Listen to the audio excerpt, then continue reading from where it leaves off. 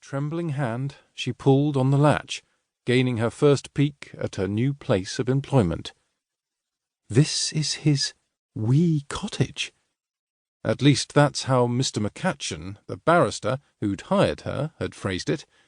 During her interview in London, Julia had also learned that the Duke of Dunscaby, her employer, owned an enormous castle on a seaside estate on the northern tip of mainland Scotland. In addition, His Grace enjoyed a hunting lodge in the Highlands, owned numerous smaller properties throughout Great Britain, and kept a sizable townhouse in London. But, despite his vast estates, Newhales was the Duke's favourite, although he'd had little time to arrive at such a decision. Still leaning forward and gaping, Julia instantly gained an affinity for the house. Though not a castle, any English manor would pale in comparison. A Roman facade, dual and opposing staircases curving upward to the front door, 3 stories, and more windows than she cared to count. Before she did something entirely inappropriate, like swooning, she drew in a reviving breath and climbed out of the carriage. The tip of her shoe caught on the lower rung, making her stumble forward, her too large beaver hat slipping over an eye. Quickly recovering, Julia straightened her brim, gripped her lapels, and cleared her throat, glancing to the porch to ensure the entire MacGalloway family hadn't filed outside to witness her inelegance. "It seems 4 days of travel has made me a tad clumsy," she said in her practised masculine voice. Would you mind fetching my valise, if you please?"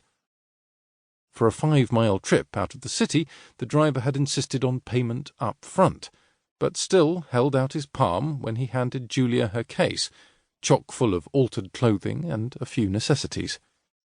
She dug in the pocket of her greatcoat, forced to bend down to reach her small stash of coins. Pulling out 2 pence, she deposited them in the man's hand. "Thank you." With a smug grin, the driver tipped his hat, and the coin disappeared. "Good day, sir." As the hackney drove off, Julia turned to the house, her eyes taking in the iron grille-work, the foreboding black door, the enormity of the estate. In an instant, rather than the vast, welcoming home she'd first envisaged, the manor seemed to lean forward and snarl as if it were a monster with fangs.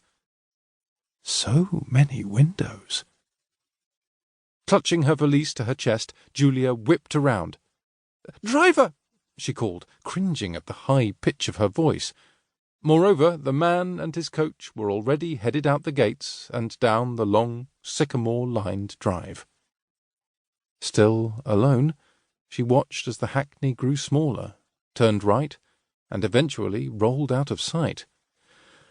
"For what I am about to undertake, may God have mercy on my soul," she mumbled under her breath as she shifted her valise to one hand and tightened her grip, for a self-respecting man would never clutch his valise in front of his chest, no matter how heavy it may be. At the top of the stairs, a brass knocker in the shape of a lion's head greeted her, or at least it warned her.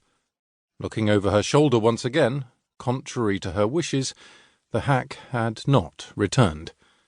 Before she lost her nerve, she inhaled deeply and gave the lion's mouth a good, solid rap.